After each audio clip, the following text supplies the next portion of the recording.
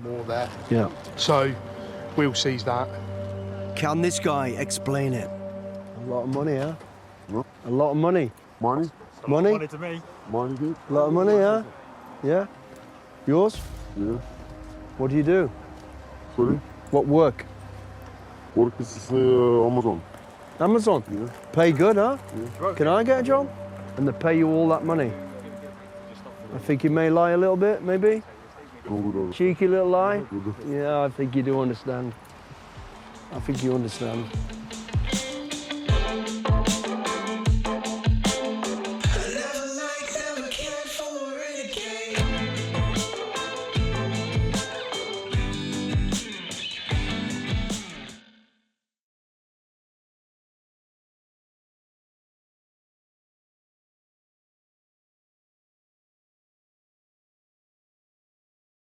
So welcome to the Chunter Basha. Big news came out about your show. You want to talk about that? We can do. So I've been working now with the BBC, and it's a program about crime in the UK, and there's a number of things behind it. One is highlighting how much crime there is in the UK, which is terrible. And two, it's about bringing communities back together. Three, it's about showing the hard work and due diligence and effort that the police force do put in. You know, I know the media slate them, so this has been a great opportunity for me, particularly to see, and hopefully you as viewers will see when the program comes out, that they are still on top of their game. Their hands are tied to a degree for many reasons, which I think we know about, but it shows all that side of how good the police really is, and it's good to know that they're there for us. And also it shows the victim side of things, you know, and how people suffer. And it's not just one person generally in any crime that suffers, it's, you know, the whole community again, so bringing the community together. And finally, it's talking to local heroes, people who are supporting, who are bringing the community back together, supporting these people who've had problems, helping them fix, you know, damage done to their property, or just being there as a lending hand to be able to talk to and listen to and give them some support. So it's a number of things, but it's going to be a great program, and it starts off with all sorts of crime, low level, going right up to the worst stuff. It'll all come in time. So the official title of the show is called what again? It's SAS Catching Criminals. So it's not a spin-off of SAS Who Dares No. Wins. It's a totally different It's totally franchise different. program. Back in the UK many years ago, we used to have a thing called the Cook Report. It's kind of a similar thing to that, where this guy used to go up against criminals and confront them with all the right evidence. It's similar to that, but it's working alongside our police force and, you know, helping out with some of the planning if we get time to do that, but also showing exactly what they are doing. And, you know, it's quite impressive what they are doing. So the structure of the show is then it follows you doing the initial, like, planning and, like, going over the mission with the police and then going and executing it to catch these guys? Or what is your role in the show? My role is, you know, as exactly as I said, the surveillance is being done constantly. Crime doesn't stop. So when they get to a point where they're ready to strike or someone's imminent, I'm around, then I get called in to meet the teams that are going to go do that. Hopefully share a little bit of experience based on what their plan is once I listen to their plan, see what they've got.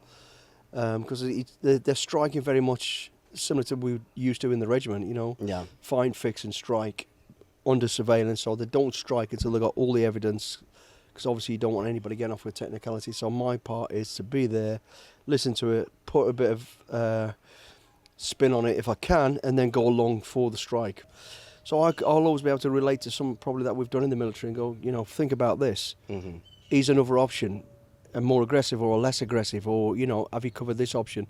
And generally they've done it. It's just a reminder. There has been on some of the jobs we've been doing so far where I've had a little bit of input and it's made a difference. So it's good for that. But they're on top of it. They've got their drills and skills squared away, you know. Yeah. Everything from the copper on the beat to the road traffic guys who are phenomenal, and the guys who are serving the warrants and doing the arresting. What are the examples of some of the types of criminals? What kind of crimes are they committing that you guys It's going everything from, you know, illegal vapes to drugs to knife crime to sexual offences later on down the line to trafficking, anything, any type of crime. But a lot of it is out in our rural community as well. Mm-hmm. You know, people damaging, vandalising, stealing, that sort of stuff. It's everything.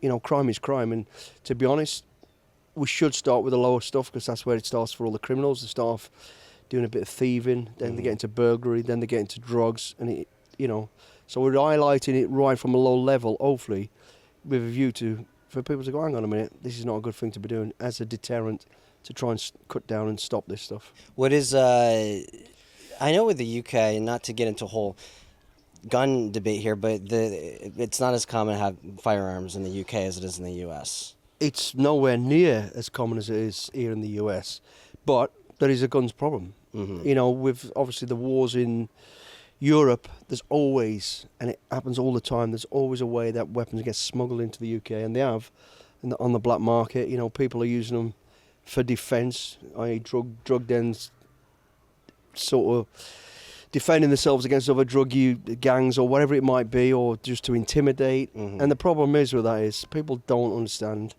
the dangers of weapons, how indiscriminate they are and what they actually do. They think they're cool to be handling a weapon.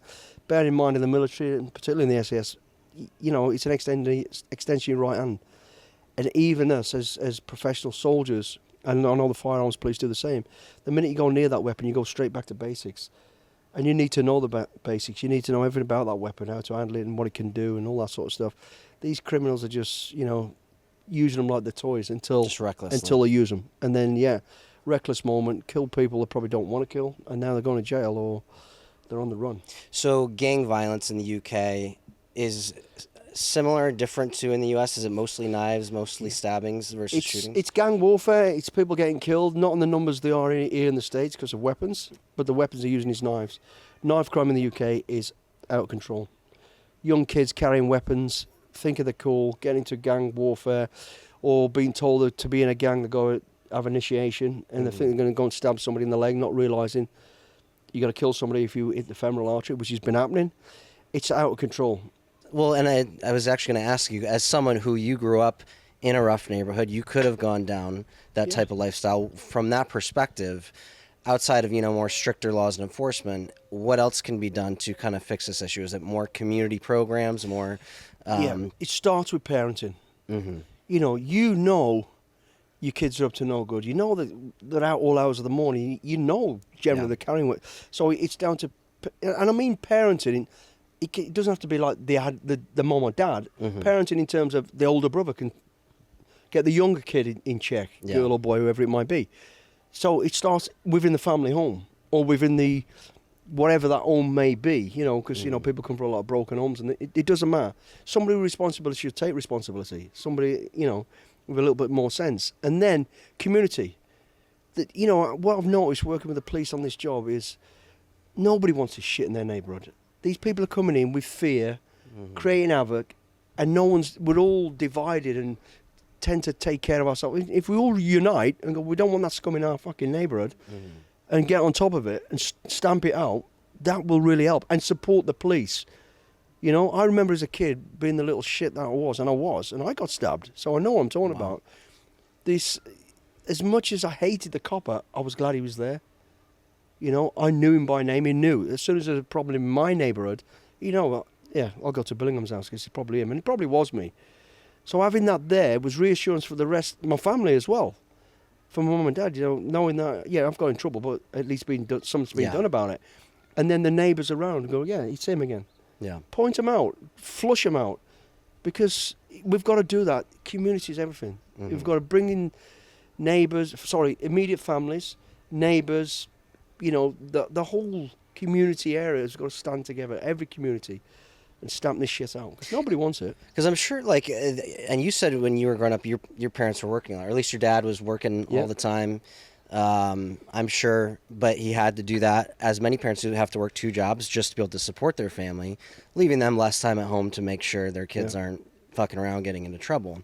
And it's like that, I'm sure, in a lot of rough, poor neighborhoods around the country. And I know they always say with the African-American community, but statistically, their fathers are absent. Either they're incarcerated or absent, and they have no male role models. So the role models they look up to are the gang members on the streets, and they get right into the same path because they don't have someone around giving them a more Yeah, but- structured lifestyle. But that's why I highlighted at the start about parenting. It's Yeah. not just the mom and the dad. Yeah. Like I say, the mom might be on her own. She might be a little bit vulnerable. Or she might be just working. Mm-hmm. But somebody else in the household, a younger brother, could say something. Yeah. Highlight it to the mom. Highlight it to somebody else. Somebody who within the community who's got a bit of strength and a bit of fight. To say, I'm worried about him carrying this knife. Can you have a word with him? Do you know what I mean? But the Yeah. problem is everybody's just turning a blind eye and think it's okay. And then allowing these kids to walk around like it's cool to be carrying a knife. There's no reason for it. Why did you get into that rough crowd? Were there older kids that you looked up to in that kind of crowd that you wanted to be like, or why did you get in? Why did you do it? Yeah, I did. Because in the neighbourhood when I was growing up there was gangs. There was the kids with the tattoos, the older kids, 15, 16, 17, 18, who'd been in and out of Borstal. Borstal's a juvenile sort of prison. And they kind of had a name and a reputation. And I thought, wow, that's what I want to be. Yeah, you wanted to be So known. I was going that way. And my dad was strict as hell. Mm-hmm. But my dad was working all the time. So I played the numbers game. But you saying what you just said there, I getting into the wrong crowd or getting into I knew I was doing wrong. And all these kids do as well. They know they're doing wrong. It's about ownership. And I kind of owned it to a degree. But then I bent the rules again and played the numbers game because I thought it'd still be cool to, get in a bit of trouble and be the cool cat. But it wasn't cool.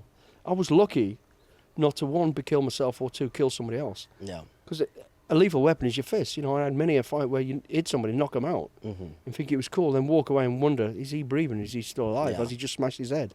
Because it only takes that one thing, and that's your whole fucking life ruined. Yeah. And in fact, it's not just your life. More so, it's your family. The reputation of your family and what they've got to go through now, taking you through court and all the rest of it. And Well, I grew up. My dad was a judge. yeah. So, and it was never like you get in trouble, you get a get out of jail free card because your dad's a judge. It was really the opposite. There's more attention on you. And what I realized, because I was getting into a little bit of trouble, but I realized no, not only this isn't my reputation, I'm hurting my dad's reputation. Yeah, exactly. Like if he has to go and walk into court with his kid, how embarrassing is that for him? And his street cred. Yeah. He's in his peer group, and people are like, you can't even control your own kids. How can you, chastise anybody else who's doing wrong when your own family are doing it? Yeah. And then that's not fair to do that to your dad because you are who you are. Mm-hmm. Back to the point, you know what you're doing right Yeah. and wrong. If you do screw up, you know what? Growing up, you should get in trouble. Yeah. You should. Like bend nothing the crazy, rules. but Yeah. enough where you're like, oh, I need But to. always have ownership on it. Fucking beating somebody up, being a bully, stabbing people, taking drugs. No. Fucking big no-no. Knocking the door and running off or jumping over a fence, stealing some apples out of the garden. It's part of growing up. But Yeah. you pay the price when you get caught for that as well. That's no way Yeah. That's back the thing out. is even those small minor offenses can ruin your future in a way too if you have a criminal record and stuff. So you just got to know how to get away with it. If you're gonna egg someone's house, make sure you have a good getaway route. And it's setting you up for the future, yeah, learning how to get away with things. Yeah. It's a But good trait. on a serious Yeah. note, mate, there's no excuse for what we've got today. And back to the program we're talking about it's been totally reassuring for me to be amongst the cops because I've listened to the media crap Yeah. and they are terrible for poisoning the nation on how bad the cops are, and they're not. You've got some bad cops, of course. You've got bad in everything. anything. Yeah. But they only highlight the ones who decide to be dancing in the street and jumping around when there's crime going on. That's neither here or there, but that's what they highlight. But having been on the shop floor with these cops, mate, they're brilliant. They really are. And that'll be portrayed well on the show, and, Yeah. and good on you if that show becomes huge and it changes people's perception and having a more pro-police I hope it does mindset. exactly that. It changes people's perception and realise that these people are out there for us and sacrificed and they're good at what they do. We've just got to support them. Stop sticking fucking cameras in the face when they're trying Yeah. to do the job. Stop trying to catch them out. Yeah. The bad ones will flush themselves out. And the way we can do that is all join together, bring the communities together, our neighbours together, our families together, support the copper. You haven't got to be his best mate but to let them do the job Yeah. and know that they're there for you when you need them, and they are. Well, So that's what it's been. A similar topic in the U.S. when I was traveling around the country, filming my documentary, was in Seattle, and it was in the Chinatown International District. Rough area, crime, homelessness, drugs, and I was on one of the most dangerous streets in Seattle. And people are getting. I didn't see anyone get killed, but I knew the day before someone had been stabbed. It was rough and scary. Not a police car anywhere in sight. And I was like, well, my first thought is to like blame the police. Oh, they don't want to patrol this neighborhood. You know, they just push the shit down the road to an area where they're not concerned about, because in the Chinatown International District, those people tend to keep quiet, don't make a big stink in the community, so they just pushed all that shit on them. So at first I thought it was a police problem, but then I talked to a police officer there, not there, but after the fact, about a police officer who used to work in Seattle, and he said no, because we would go, we would arrest somebody on the street, process them, book them, take them into jail, and he's like, that's about a 3-hour process. Yep. And then he's like, and then I was patrolling later, and I see that same guy back out on the street committing a crime again. So the judge would just release him. That's the problem. And they were like, we're not being backed up by the justice system. That's exactly how it is right now in UK. That's exactly what I'm seeing. I'm sure not all of them. Some are trying to do the job, but they've all got a reason why. Or it's simple. Do your job. These people commit a crime, make them fucking pay for it. Yeah. And like I say, is that a bit harsh? 3 years in jail for carrying a knife? No, it fucking ain't. Because you're carrying that knife with intent to use it for whatever it'll be, and that time you use it, innocent people will die. You know, so you go to jail. They did it with weapons or with guns. Do it with knives. Give the police the power to stop and arrest. And if you are arrested, exactly that. They go straight in jail. Don't come out. Go to court. Go to jail for 3 years. Done. Yeah. And the family will pay the victims or pay the community. I would say put a standard of 10 grand a year, wherever they get the money from, they have to earn it, get a job. Pay the fucking community, pay the police or pay the victims, and that money should be divided 50% towards to strengthen the police force, 50% towards the community, tied up the communities where this is going on. So it's used wisely, you know what I mean? But they've got to pay for it. Yeah. And if, like I say, if the family are their own benefits, then fucking stop it. Yeah. And I'll tell you what, parenting will soon step up to the plate then. Yeah. Well, that's the thing. They committed a crime. They should be in jail because of that crime, not just immediately released. Because if you put more criminals in jail, there's going to be less crime because there's less criminals on the street. I know it's not going to fix the whole issue, but like, these people committed a crime. They need to serve the time. Yeah. It's insane because I'm talking about Seattle. I think it's like that in every big city across the country right now, where it's just, again, the judicial system is flawed. The police aren't being backed by their local politicians and judicial system. So he even said too, he's like, think about it. There's tons of crime being committed in this area.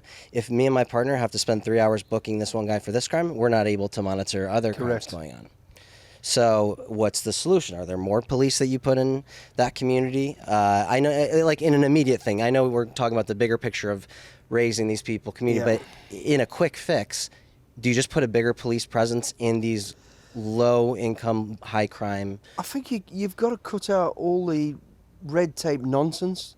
I think you should have a police system where all the evidence is gathered by the policeman from now audio, video, and paperwork, straight back to the police station, and that's straight over to a clerk who knows exactly where to cipher through it. Let them deal with that so they can get back out on the street. And get more criminal, yeah. Yeah, get the cops back out on the street that need to be on the street. So, and then they, at the end of the day, they spend, I don't know, half an hour clarifying, this is, with the clerk who's doing all your paperwork for you and taking that nonsense away from you to say this, yeah, done. That way you got more jobs for the police in the administrative to get the evidence put down correctly, but also on the street, which is more importantly. And the people on the street, and the different type of police anyway. You know, some people are just born for doing paperwork and that sort of stuff, and people are born for being out there and doing what they're doing. Action, yeah. Yeah, so, but we're going around in circles a bit here, but it is, the justice systems, it sucks. You hear of somebody, who stabs somebody 10 times and he gets told off and don't do it again. Then you hear of somebody gets in a bit of a pub fight, he ends up in a fight, a brawl in the street, a bit of nonsense, gets 3 years in jail. It's just all ass about face and upside down. The punishment needs to be done and done properly, and the justice system needs to really be shook up and sorted out. Justice, politicians, you just can't trust half of them.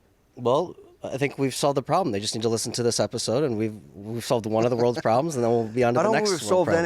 anything. We've heard our opinions, and No, I know. not everyone's going to agree with that. but I'm just you're being a welcome smart to- ass. I'm kind of sad. When you're home, you're only home for like a week or 2 weeks, and then you're gone for 2 months.